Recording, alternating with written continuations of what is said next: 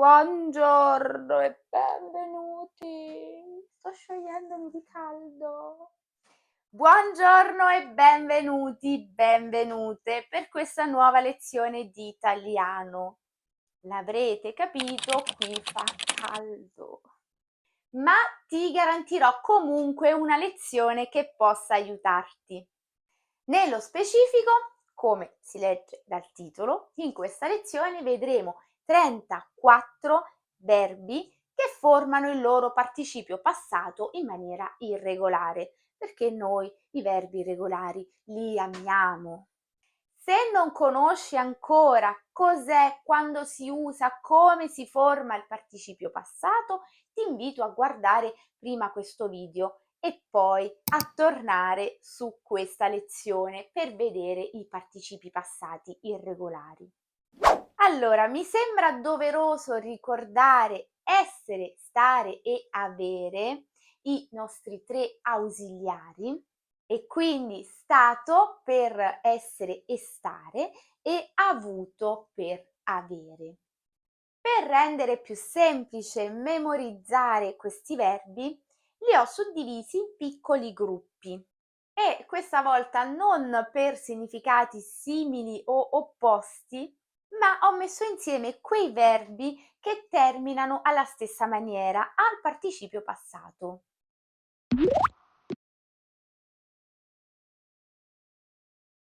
Vediamo il primo gruppo: accorto, offerto, aperto, morto.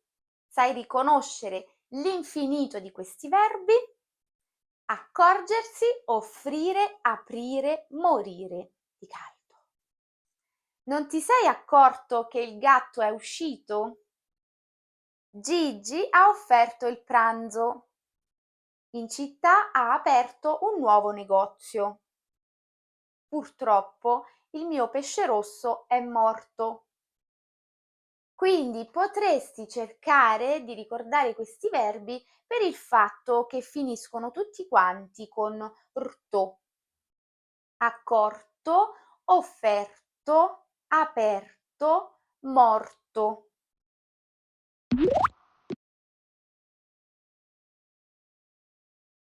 Secondo gruppo di verbi: fatto, letto, detto, rotto, tradotto, scritto. Quindi, come vedi, tutti questi verbi finiscono con una doppia T e una O. Qual è l'infinito di questi verbi? Fare, leggere, dire, rompere, tradurre, scrivere. Il bambino ha fatto un bel disegno. Ho letto un bel libro. Ho già detto tutto quello che dovevo dire. Ho rotto l'ennesimo telefono. Hanno tradotto il libro di Queneau. Abbiamo scritto a casa. Rileggiamo ancora una volta: fatto, letto, detto, rotto, tradotto, scritto.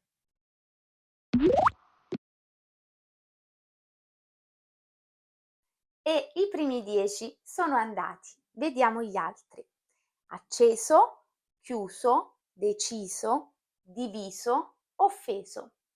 L'infinito di questi verbi è accendere, chiudere, decidere, dividere, offendere. Ho acceso il ventilatore. Ho chiuso la porta. Ho deciso di cambiare lavoro. Ho diviso l'ultima fetta di torta. Luca si è offeso. Se vuoi, ripeti con me: acceso, chiuso, deciso, diviso, offeso.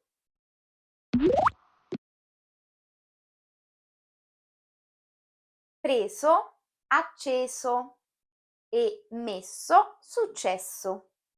Preso viene da prendere, acceso viene da accendere, messo da mettere e successo da succedere. Ho preso un volo per Parigi. Sono scesa a Charles de Gaulle. Hai messo il latte in frigo? Cosa è successo?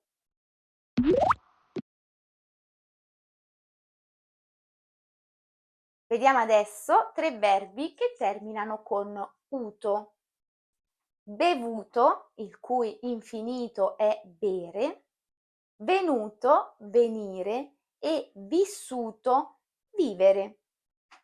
Giulia ha bevuto troppo. Non è venuto quasi nessuno alla festa. Ho vissuto 2 anni a Milano.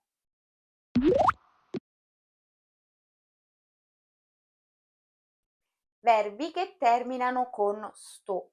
Chiesto, rimasto, risposto, visto.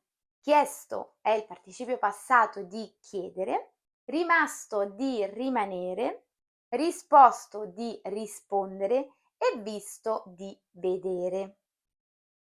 Abbiamo chiesto informazioni ad un vigile. Sei rimasto in città a Ferragosto?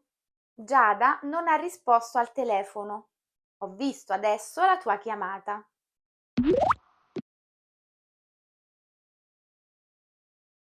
In fondo a questa lista troviamo corso e perso.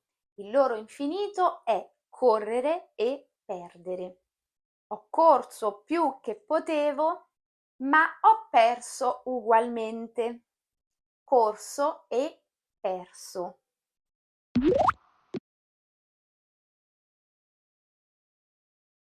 Gli ultimi verbi di questa lista finiscono con to. Spento, vinto, nato, scelto. Ho spento la luce, ho vinto la gara, sono nato a giugno, ho scelto di studiare italiano. L'infinito di questi verbi è scegliere, vincere, nascere, spegnere.